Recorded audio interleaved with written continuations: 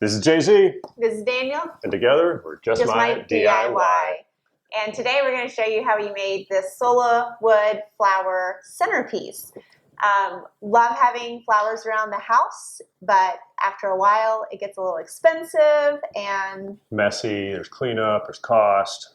Yeah, and you just basically get to watch fresh flowers die every week in your house. They're nice for special occasions, but for in the interim, we wanted something a little more permanent. So instead of going just with the traditional artificial flowers, we are using Sola Wood flowers. We're going to show you how they make these. It's super easy. Let's get started. To do the full arrangements, you actually need quite a few supplies, all easily attainable, but we're going to chunk this into sections for you to make it a little more digestible. We're going to start over here with the flowers that we're going to have in the arrangements. So for this, we have Sola Wood flowers, and I absolutely love these because they come in so many different shapes and sizes and varieties, and they're really easy to turn into any color that you want, which is why I start with a natural wood.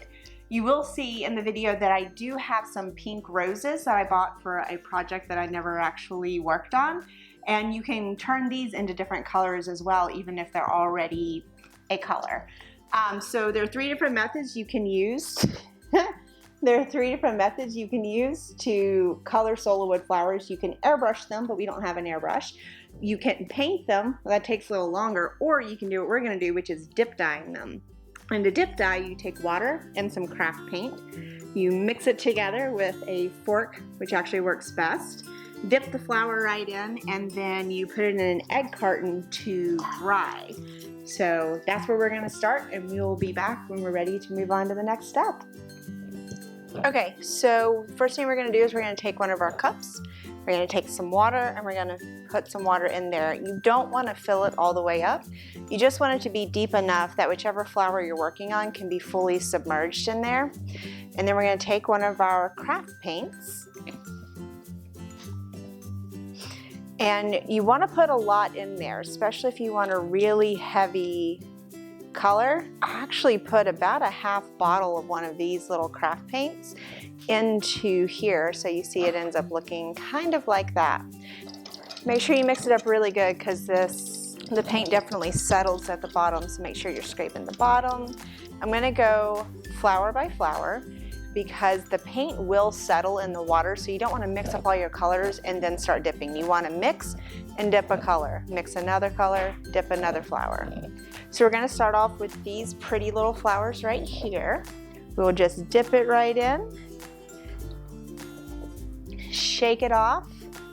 So like that. Now we're just going to set it right in here. I'm going to push it in just a little bit. So because these are Sola Wood flowers, they are thin, kind of like a paper, and they can easily lose their shape. So you don't want to leave them in the water very long. Now, the one thing I will say about the roses is when they get wet, sometimes they have the tendency to lose that curl. So you'll see when I put these in here, I'm gonna try to be really specific about keeping that curl, otherwise they're just gonna end up going totally straight.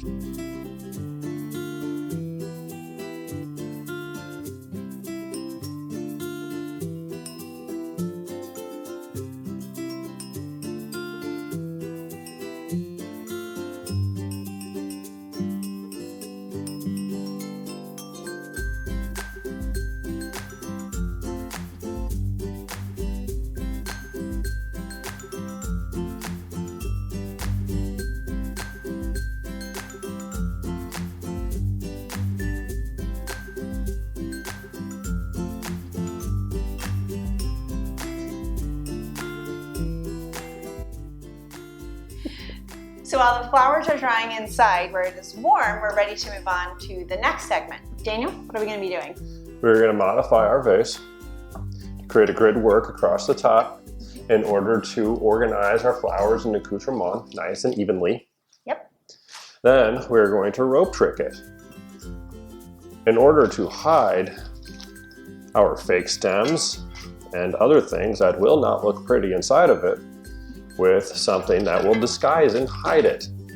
We will take the rope, wrap it around, and hold it in place with hot glue.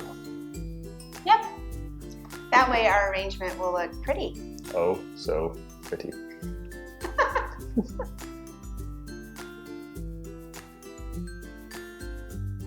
So we begin by using lots of glue at the base to secure what would be one of the most vulnerable areas. Throughout the middle section, we try to use only about 1/2 to 1 inch streams of glue along the long sides of the vase in order to keep it nice and tight. But as we get to the top, we begin to again use lots of glue to reinforce what is yet again another vulnerable area of the vase.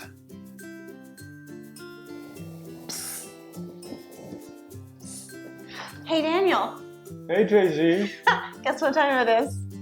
time for fun and games? No, it is time to stem and arrange the flowers. Oh, what we've always been waiting for! Yay! So it's kind of the end of a long day and he's still playing along because he's such a good guy. And I do an amazing job with everything that I do. He really did. So this vase looks amazing and he did most of that. But now what we need to do is we need to get these flowers onto these stems and then everything into the vase. JC, I've never done this before. Can you please give me a short tutorial? I absolutely can, Daniel, and I'm so glad that you asked. All you need is one of these floral wires. Oh, look at that! Yes, and a flower. Hmm. So you just take a little bit of hot glue and you put it right on the end.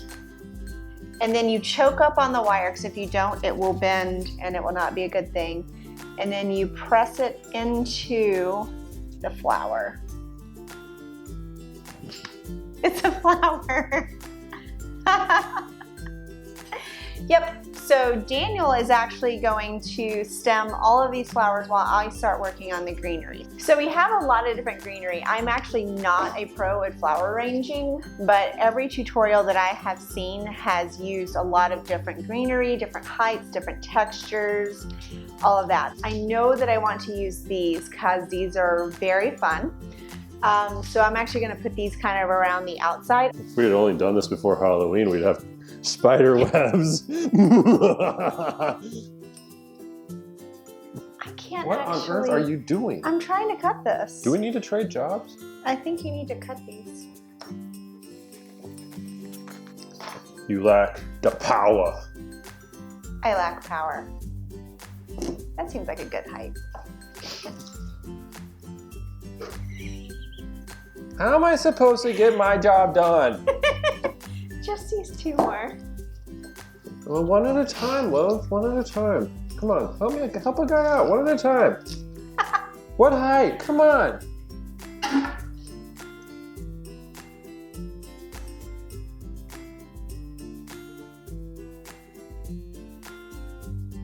Okay, now he's going back to flower stemming. Yeah. Yeah, I am.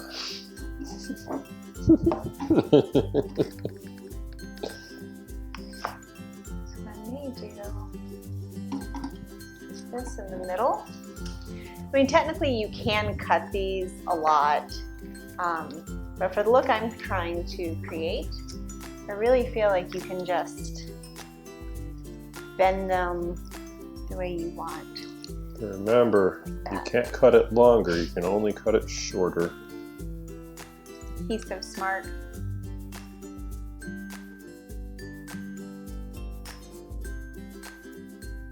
How's that looking, baby? Green. It's looking green, ladies and gentlemen. Okay, since mine went way faster, I think I'm gonna help stem because he's having some issues. A issue. Some issues. An issue.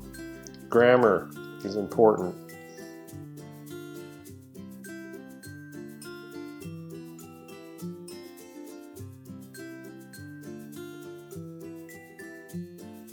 There we go. So all our flowers are stemmed, and now we have our beautiful arrangement that we will just start putting them into. And really, some of the best advice I saw was just start putting them in. If you put a rose here, try to balance it with a rose on the other side or something of a similar color, because you do want to create some sort of balance, not necessarily exactly symmetrical.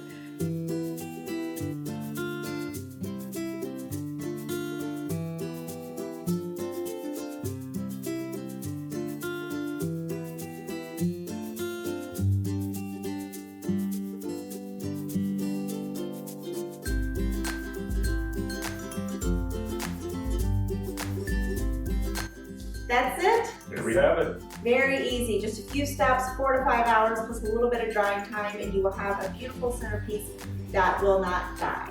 So if you like what you saw, don't forget to click that like button, that subscribe button, and don't forget all of our listed materials are down there. Down below, absolutely. If you're not watching this on our website, head over to justmydiy.com for more of our projects and backstories and all the good stuff.